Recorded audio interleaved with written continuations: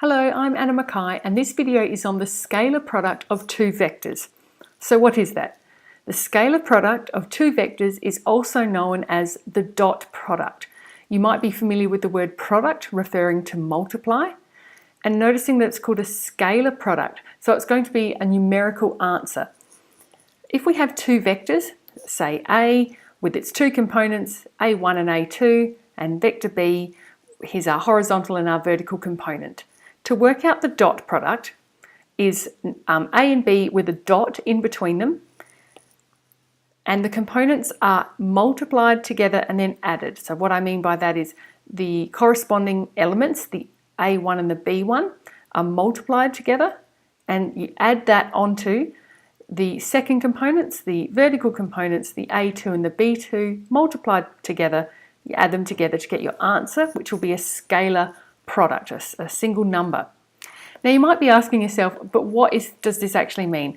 From our work with addition and subtraction of vectors, we can understand that visually. But what does it mean to multiply the vectors and add parts of them together? To be perfectly honest with you, at this moment in time, we're not going to delve into that. The idea of a dot product refers in some ways to the shadow that one vector would cast on another vector. We'll unpack that at another point. But this skill of calculating this scalar product is a skill that you need for the next concept in the next video when we work out the angle between two vectors. This skill is part of that formula. So for this video, let's just practice the skill. So if we have an example here, we have vector P and Q, and we're asked to work out the dot product. So the way I would write this out is if we have P with the arrows, dot, Q, and an arrow as well. So following the formula that we've got here, we have I'm actually going to write out the two vectors so that they're nice and neatly next to each other. P and then Q with a dot in between. And then we're taking 2 multiplied by 1 and we're adding on 3 multiplied by 4, calculating that, that's 2 add 12, and so our scalar product is 14, and that's how we calculate that. And then a second example is to prove that two vectors V and W, for those vectors, that these are equal. And in this sense that the multiplication is what we call commutative. So how do we do that? We haven't got numbers. We have to use a general form. So let's identify vector V as this, V1 and V2, and vector W as W1, W2.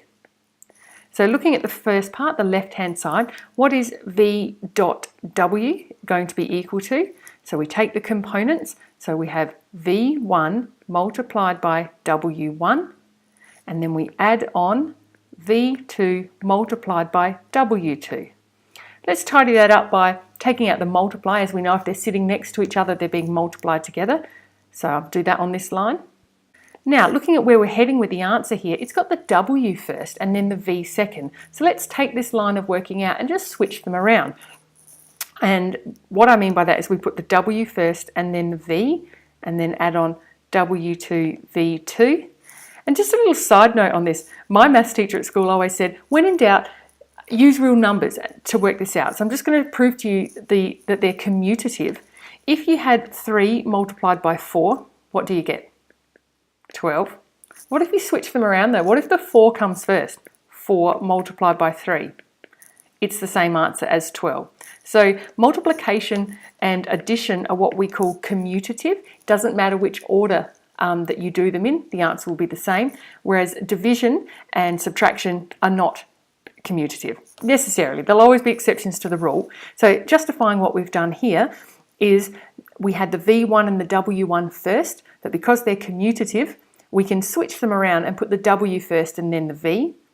And then the way that's written matches the answer that we're after, which would match the rule of that W dot V would be equal, because if we were to take the components of W as we've identified here, you would do W1 multiplied by V1, etc. And that's how we get that.